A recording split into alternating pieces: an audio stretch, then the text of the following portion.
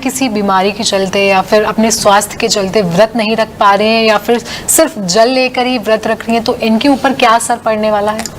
विशेषकर जो पूजन का एक मुहूर्त था वो तो मैंने आपको बता ही दिया। किस विधि से व्रत करना है, अगर आप अपने आप को बहुत स्वच्छ रख रहे हैं शारीरिक रूप से, तो मानसिक रूप से भी अपने आप को स्वच्छ रखने का प्रयास करें।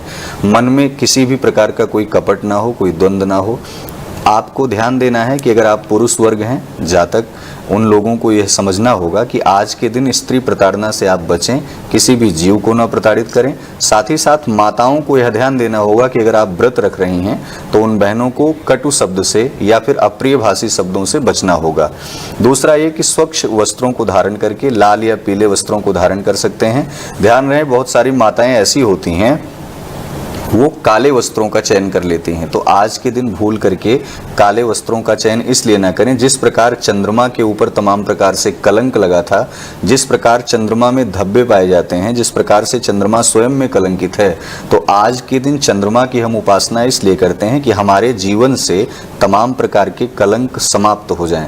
मतलब हम पर उठने वाली जो उंगलियां हैं वो हमारी दिशा की तरफ ना आते हुए वो उसी व्यक्ति की दिशा की तरफ, उसके चरित्र की तरफ उठ जाएं। जो माताओं बहनों के चरित्र के ऊपर उंगली उठाते हैं वो परिस्थितियां किसी और तरफ घूम जाएं, या वो व्यक्ति स्वयं में चिंतन करने लगे जो दूसरों पर उंगली उठाता है। तो इसलिए आज के दिन काले कपड़ों से बचना आपको होगा।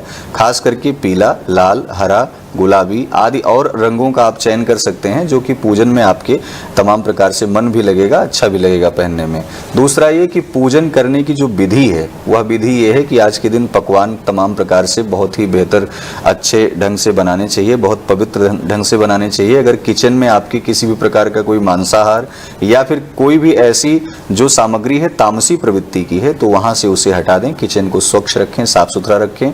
साथ ही साथ आप यह ध्यान दें कि जब आप भोजन बना रहे हो तो उस समय टेलीविज़न पर या किसी भी मोबाइल फ़ोन पर या आपके मन में कोई भजन, कोई मंत्र उस समय चल रहा हो जो भगवान गणेश से संबंधित हो या कृष्ण से संबंधित हो, कोई भागवत कथा हो सकती है, आदि ये तमाम कथाएं हैं जिन कथाओं को आप चला करके अपने घर में टेलीविज़न को सुनते रहिए और भोजन को बनाते रहिए। मिष्ठान और पकवान तमाम प्रकार से बनाए जाते हैं। साथ ही साथ आपको यह भी बता दें कि पूजन करने की जो विशेषकर विधि है वो शाम को चंद्रोदय होने से ठीक 1 घंटे पहले शुरू होगी। लेकिन विषय चंद्रोदय का है कि कितने बजे होगा। चंद्रोदय का जो सही समय है वो शाम को 7:48 से शुरू है।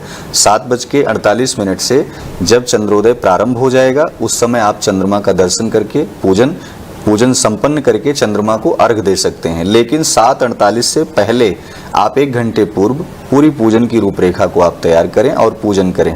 ध्यान रहे कि आपको एक पीले कपड़े को बिछाना है और बालू की मिट्टी की चौकी बना करके, मिट्टी या बालू एक बेदी बनती है, बेदी बना करके उस पे लाल रोली से अष्टदल कमल स्थापित करना है। साथ ही एक चौकी पर पीला या लाल कपड़ा बिछा करके उस पे गौरी गणेश, लक्ष्मी और उस पे भगवान शिव, माता पार्वती आदि ऐसे सुंदर प्रतिमाओं को रख करके आप पूजन करें। करवा भी स्थापित करना है। करवा को स्थापित, मिट्टी का अगर करवा रहेगा तो ज़्यादा उचित होगा क्योंकि मिट्टी की बहुत बड़ी प्रधानता है। और माँ जननी जो है, जननी से जन्म लेने के बाद, माँ से जन्म लेने के बाद हम पृथ्वी पर ही आते हैं, तो मिट्टी का करवा विशेषकर आप ले सकते हैं।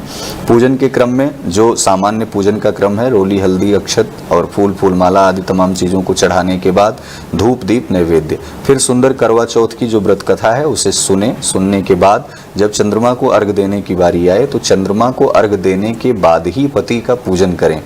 पति अगर मान लो आपके समीप नहीं है, कहीं दूर है, तो ऐसी परिस्थिति में पति का स्मरण करें और अपने अंतर मन में उनकी जो सुंदर स्वरूप है उसको धारण करें।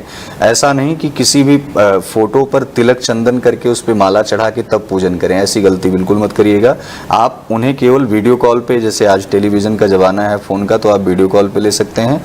नहीं तो आप उन्हें केवल स्मरण करें, उनसे अपना तार जोड़ने का प्रयास करें। किसी फोटो पे चंदन लगा करके उस पे माला चढ़ा के पूजन करना और फिर दीपक दिखाना यह उचित और शास्त्रोक्त मत बिल्कुल नहीं है। तो यही पूजन का सामान्य जो प्रत्येक व्यक्ति करता रहता है, लेकिन आपको एक खास